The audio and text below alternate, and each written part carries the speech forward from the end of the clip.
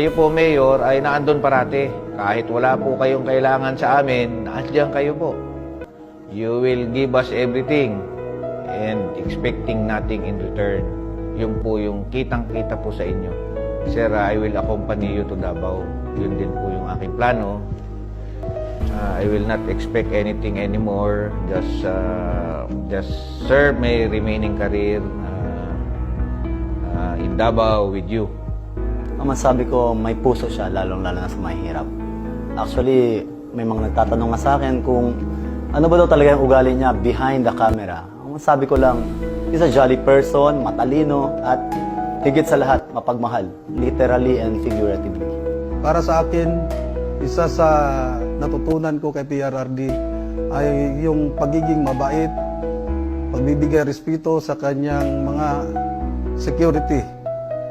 As Commission Officer, pili ko po itong tularan at ma-apply ko po sa aking nasasakupan. Sana sir, hindi mo kami makalimutan kahit na hindi na kami mag-work for you. Malapit na kasi, and sana sir, parati kang healthy kasi pag happy ka, iba, kasi yung dating ng smile mo sir, pag happy ka na, giging happy din kami parati. Sir, bata mo ako forever. Ako magpasalamat kay nagatag ka sa amo og hope. Wala nga kabalo sir, pero idol yun ka sir.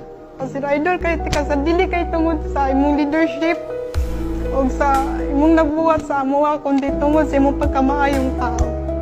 Naarami permi sir, mag-support sa imo ha sir. Sana sir, mas mahaba pa yung time na ikaw ang presidente. Kasi you have done a lot. And sana ipagpatuloy kung sino man yung papalit sa inyo, yung mga numpisan mo. Sana palagi ka pong nandyan. I have learned a lot from you, and especially sa mga mentoring na binigay niyo po sa amin, sa lahat ng guidance, sa lahat po ng tulong. We will be forever grateful for those services that you have given us. You're one of the best tatay sa totoo lang.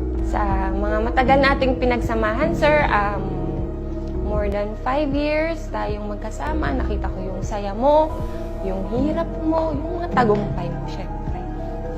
Sana ma-enjoy mo pa yung life mo, na wala nang stress, wala nang lahat na ng gusto mong gawin, magagawa mo.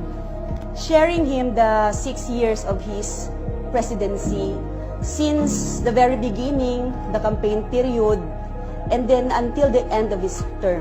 During the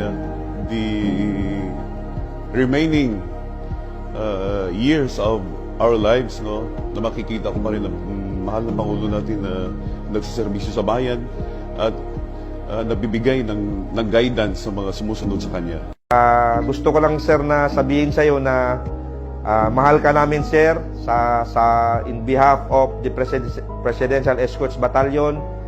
Mahal na mahal ka namin at napakasaya namin na ikaw ang naging boss namin, ikaw ang naging presidente, and gusto ko lang sabihin sa inyo na from the bottom of my heart, mabuhay po kayo. Maraming pong salamat sir. Sir, sa 6 na taon na naging security officer nyo ako, maraming salamat sa kumpiyansa at tiwala na ibinigay nyo sa akin at saka sa aking mga kasamahan ng mga security officers. Ang hangad lang namin palagi sa inyo, sir, ay maprotektahan kayo, maging safety kayo. PRRD has been more than just my commander-in-chief being in the military. So I always looked up to him like parang he's my father. Kasi there were many instances that we ate together, then sobrang relaxed lang. He would make jokes, he would tell silly jokes, even personal stories na dapat din niya kinikwento sa amin, kumbaga. Pero he's very open. Ang masabi ko, may puso siya, lalong-lalo na sa mahihirap. Actually, may mga nagtatanong nga sa akin kung ano ba daw talaga yung ugali niya behind the camera. Ang masabi ko lang, he's a jolly person, matalino, at higit sa lahat, mapagmahal, literally and figuratively. Mahigit 5 taon ko na nakasama ang aking Pangulo. Doon ako palagi sa kanyang likod. Nakita kung gaano siya katapat sa ating bansa at sa mga mamayang Pilipino. Kayo, sir, kasi hindi mo kami trinit na mga security mo. Yun lang talaga actually yung nakaano sa amin na we were treated as part of your family. So, I'm really, really proud to have the honor to work with you as your aide. And in TV, you see him wearing barong, but after all the fiasco is over, he goes back and he changes into comfortable clothes, baggy shirts, jogging pants, chinelas, and he will enjoy a simple dish with us.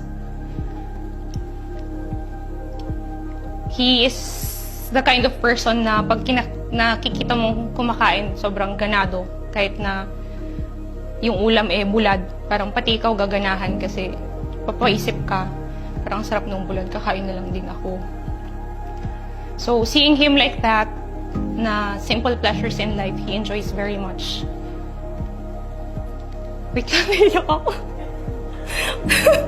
Bisit! I will always remember all the lessons you've taught me throughout my career and for the rest of my life. PRRD was always a father figure, not only to me but to all of us.